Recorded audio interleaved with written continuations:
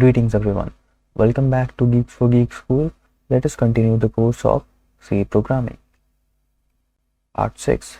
In this video we're going to learn about the rules of naming the variables and declaration and initialization of the variables.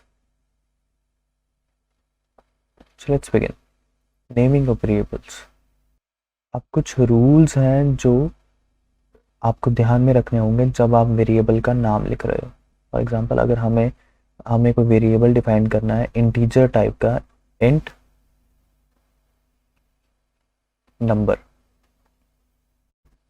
Integer हमारा क्या है? ये है हमारा data type और ये है हमारा वेरिएबल का नेम. ऑलराइट, नाउ अब ये जो वेरिएबल नेम है इसको लिखने के रूल्स हैं. क्या क्या रूल्स हैं वो? Variable must start with a character और एन अंडरस्कोर. अब जो वेरिएबल है वो किसी स्पेशल सिंबल से स्टार्ट नहीं हो सकता, किसी डिजिट से स्टार्ट नहीं हो सकता. फॉर एग्जांपल जो वेरिएबल्स हैं हम ऐसे डिफाइन नहीं कर सकते. First number, this is wrong. Variable cannot start with a digit or it cannot start with a special symbol. कोई भी special symbols नहीं आ सकते इसमें, इधर starting में, ending में या बीच में कहीं भी special symbols नहीं आ सकते. For example n @me.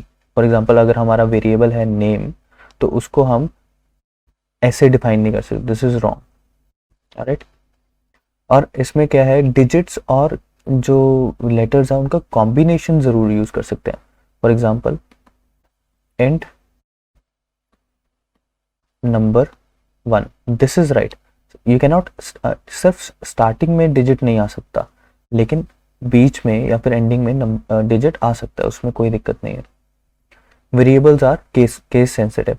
That is this variable name in small letters and this variable in a first letter capital. These two are different. This is a different variable and this is a different variable in C language. Alright. These are the rules that you have to keep in mind while naming the variables. Now let's move to declaration. Declaration means you define the data type of the variable. For example, अगर हमने कोई variable रखा है number नाम का, कोई variable है हमारा नंबर, लेकिन सी लैंग्वेज को नहीं पता कि ये नंबर जो है हमारा कोई नंबर स्टोर करेगा. हमें बताना पड़ेगा सी लैंग्वेज को कि ये क्या स्टोर करेगा. इंटीजर, मान लो हमने इंटीजर नंबर स्टोर करवाने हैं इसमें, तो हमें पहले बताना पड़ेगा कि इंटीजर टाइप का हमारा ये नंबर है जो वेरिएबल है. और कैसे डिक्लेयर होता है ये?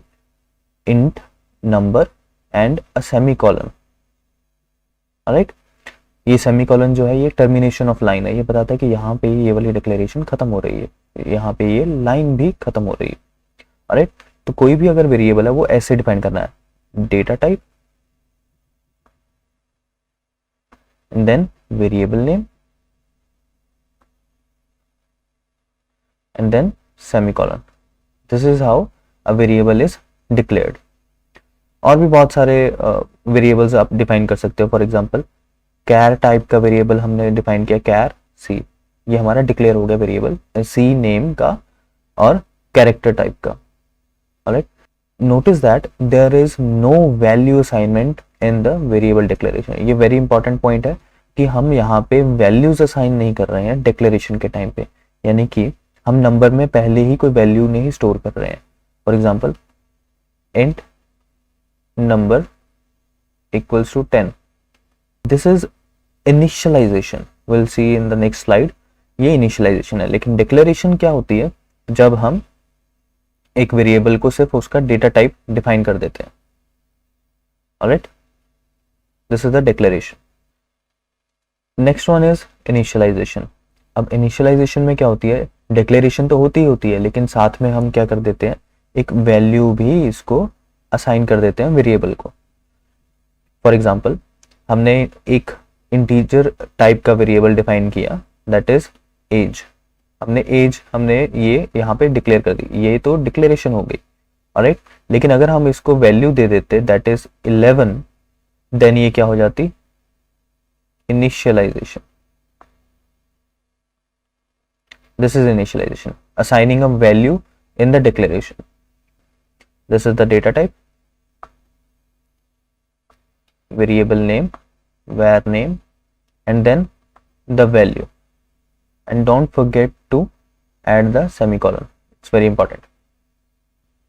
Now this initialization can be done during the declaration or after the declaration. For example, अगर हमने एक नंबर नाम का वेरिएबल डिफाइन किया इंटीजर का, ये हमने डिक्लेयर कर दिया पहले, हम इसको बाद में भी इनिशियलाइज कर सकते हैं नंबर, सेम वेरिएबल का नाम लिख के नंबर इक्वल्स टू 10। अब यहाँ पे डेटा टाइप मेंशन करने की जरूरत नहीं है दोबारा। ये हो गया हमारा डिक्लेरेशन और ये हमारा हो गया initialisation. That's it for this video. Stay tuned for further updates. For more information, visit geeksforgeeks.org. Also visit Geeks for Geeks channel for more courses to explore, such as Arduino courses, machine learning courses, mathematics for kids, or Sprite Lab courses, or there is artificial intelligence courses. All of these are available on the GFG channel. Do visit.